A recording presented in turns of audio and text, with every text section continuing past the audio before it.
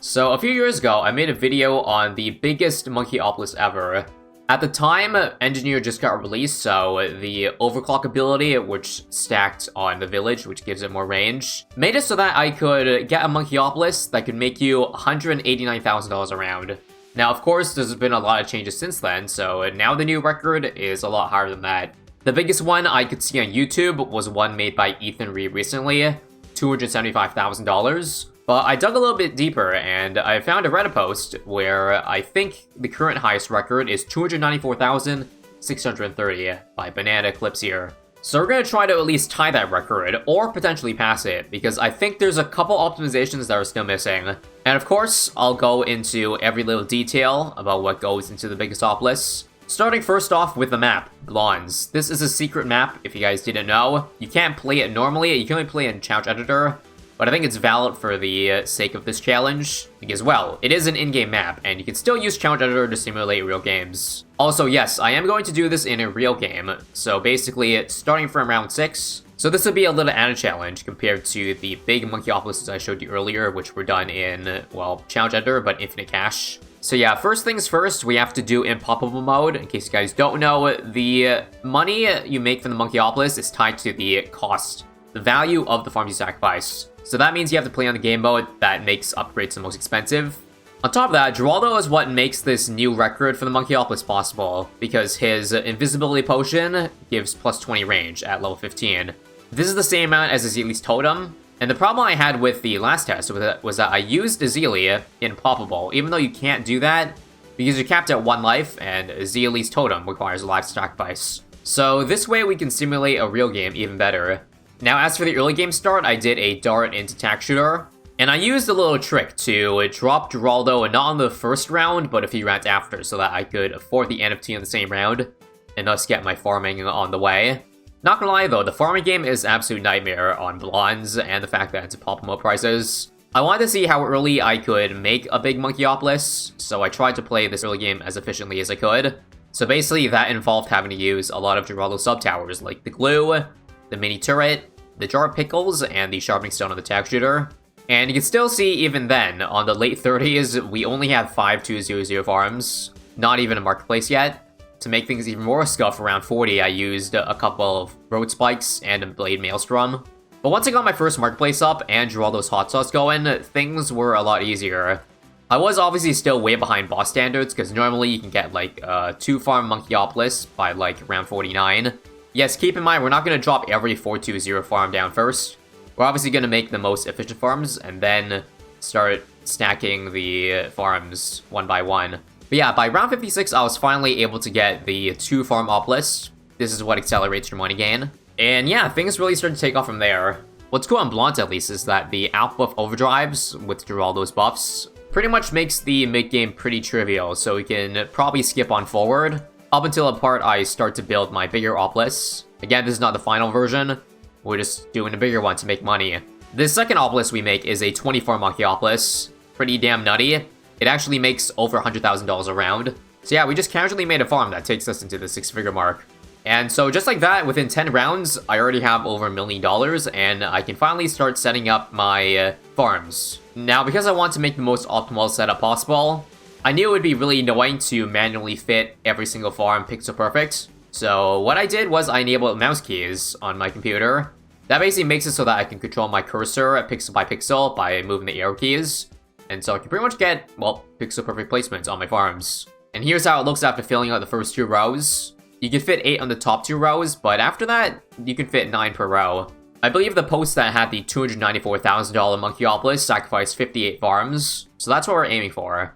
And now to finish this run, I'm going to switch over to live commentary, so hope you enjoy the rest.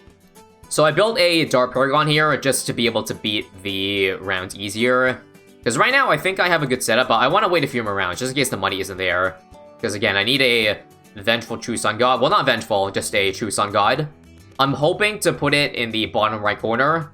This is the place that takes away the least amount of farms, I think. And then this Paragon spot doesn't take away from a farm.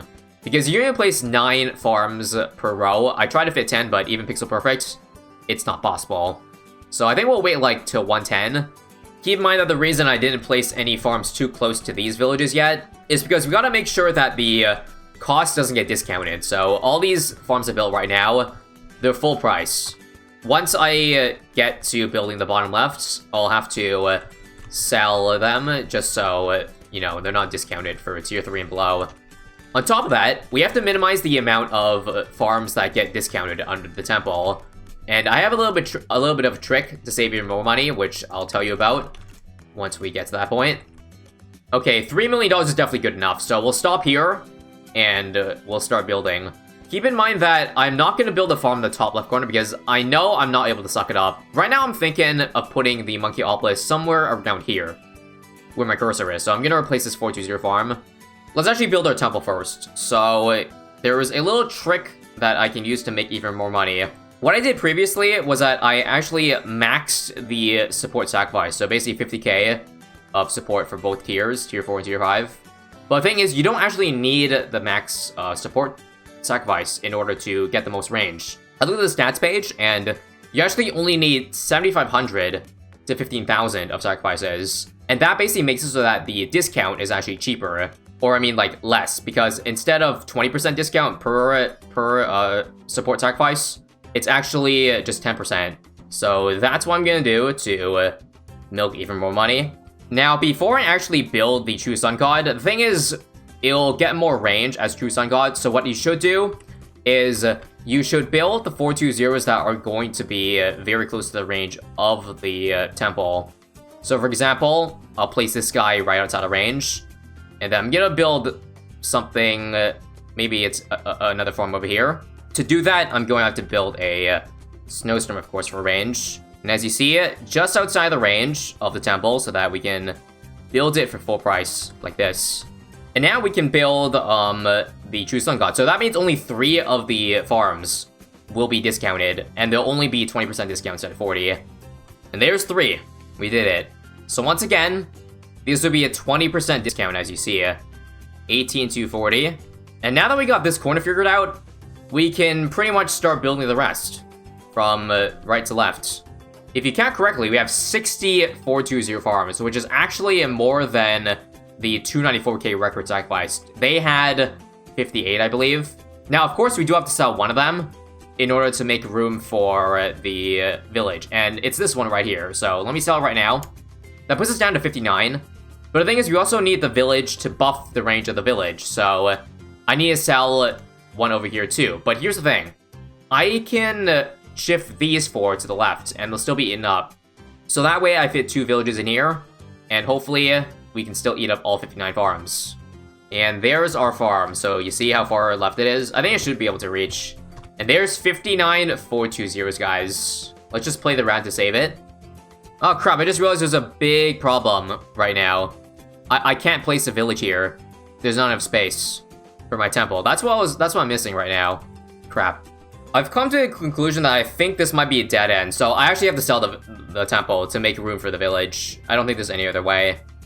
So right now I'm thinking I can place a village here, and then I just shift every single farm over here to the left, so this last farm will be somewhere around here. So yes, that does involve doing all this all over again. Village goes here, and then our last farm has space. Perfect, perfect, perfect. This time, now we only have 2 discounted 420s, which is pretty good, I would say, instead of 3. Like, isn't that pretty big brain? We moved one of them away to be not discounted. That works out in the end for us, actually. Now, the question is, does it still work? Because we don't even know if it reaches yet. Let's try this again. Bad news is I ran out of visibility potion, so I gotta wait, like, however many rounds it takes to get it back. So let's play, I guess, until I get it back. I guess in the meantime, I can start ultra boosting my temple or my village. Just, I guess, why not? Even though I don't know if this is a final spot yet, we might as well do something while we're waiting. Okay, finally, we have it back, so let's check. Here we go, guys. Potion, nice, we did it. It reaches. As you see, the village, the monkeyopolis is much bigger now. Okay, so now all that we're missing is 4 more stacks and another invisibility potion. So let's just play the rounds, and I will refresh. Stack number 7. Refresh. Stack number 8. So apparently we have 46 farms on the Opolis right now. If you do the math. Do we get it this round? No. And here's stack number 9. Let's see if it gets any more. Yep, it gained 2 more. It went up from 184 to 192. So every 4k, it seems right now, is an extra upgrade on the Opolis. So basically just do 192 divided by 4. 48 farms out of 59. Stack number 10. 196 now, so 49 farms. So, yeah, this next one has to give us $40,000 increase. So it should be $236,000 of upgrade cost. Good lord, 135 and still not here. So the refresh must be like, yeah, every 15 rounds, which is insane. Hopefully the True Sun God doesn't lose the buff. I applied it like 10 rounds ago. Still not here, come on. Another round? 137's not here. There we go, finally. End at 137, we have it. So now we can check, guys, while still having this one up. Here we go. Cost, 228. We're 2 farms short, okay. Now, let me sacrifice it just to see which 2 farms are missing. The 2 up there. Okay. Now, briefly, let's check how much this actually gives us. With 57 farms given, $297,000. That right there is already a record. But we're so close to 300k that we have to keep trying. If we get at least one more 420 up here sacrificed, that'll put us at 300k. And I may be happy with that. Also, why is there no True Sun God buff? I reloaded the game and the True Sun God buff is gone now. For some reason. Like, the eyes still show that the True Sun God still has the buff. So I don't get it. Is this a glitch? The only thing I can do is replace the village to be 1 pixel lower. To be barely in range of the True Sun God. What's strange is that after resetting, I have to place my village 10 pixels lower, which is actually going to be a big problem. Because what if it doesn't reach? Even if I replace the 7 up here. Basically what I'm going to do is I'm going to rearrange now, since I know I can't get all 8 up here. I'm just going to rearrange them so I can get 7. Okay, there's 7, so let's get them all back to 420. And start the long process.